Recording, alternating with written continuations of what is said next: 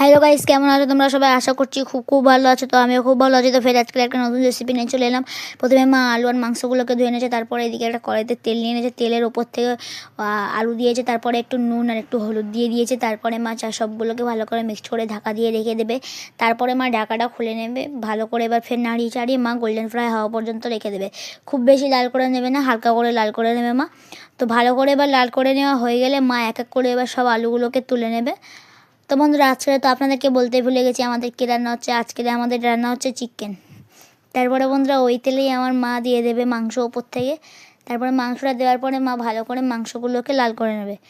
তারপরে বন্ধুরা আমরা ভালো করে একটু তেলে ভালো করে চারিদিকে সব মাংসগুলোকে দিয়ে দেব। তারপরে আমরা ঢাকা দিয়ে রেখে দেব। তারপরে ঢাকা খুলে আমরা একটু ভালো করে ফের নাড়িয়ে চাড়িয়ে আবার ঢাকা দিয়ে রেখে দেবো। তো বন্ধুরা, এইবারে আমাদের ভালো করে লাল করে নেওয়া হয়ে গেছে। এইবার আমরা লাভিয়ে নেবো। তারপরে একটা ওপর থেকে কড়া দিয়ে দেবো। তারপরে কড়াই দিয়ে দেবো ওপর থেকে কিছু অল্প করে তেল, যেহেতু বন্ধুরা মা মাংসতে লাল করে নেওয়া তেলটা ওপর থেকে দিয়ে দেবে। তারপরে আমরা দিয়ে দেবো ওপর থেকে কিছু তেজপাতা আর গরম মশলা। তারপরে আমরা ওপর থেকে পেঁয়াজ কুচি দিয়ে দেবো। দিয়ে দেওয়ার পরে আমরা ভালো করে নাড়িয়ে চাড়িয়ে নেবো।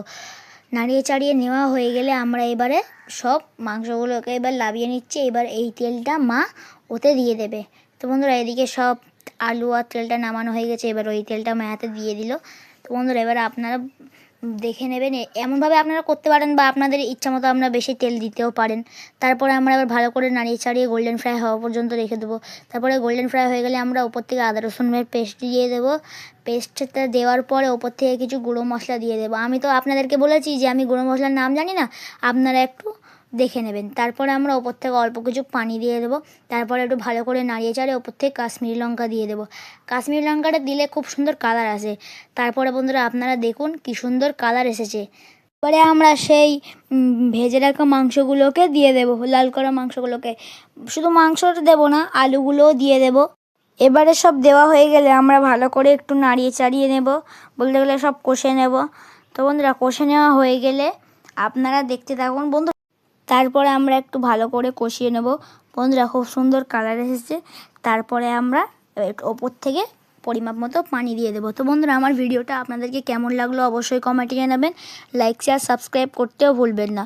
তো বন্ধুরা, আজকে যেখানে যেহেতু 13ই আগস্ট আর কিছুদিন পরেই 15ই আগস্ট ইন্ডিপেন্ডেন্স ডে। বন্ধুরা, এই দিনের জন্য তো অনেকেই ওয়েট করে থাকে, মানে অপেক্ষা করে থাকে। তো বন্ধুরা, এই দিনটা হচ্ছে কি আমাদের জন্য খুব খাস দিন। তো বন্ধুরা, এবার আপনাদেরকে আমরা ফাইনাল লুকটা দেখিয়ে দিচ্ছি। তো বন্ধুরা, কেমন লাগলো অবশ্যই কমেন্টে জানাবেন। দেখা হচ্ছে নেক্সট ভিডিওতে। Bye bye.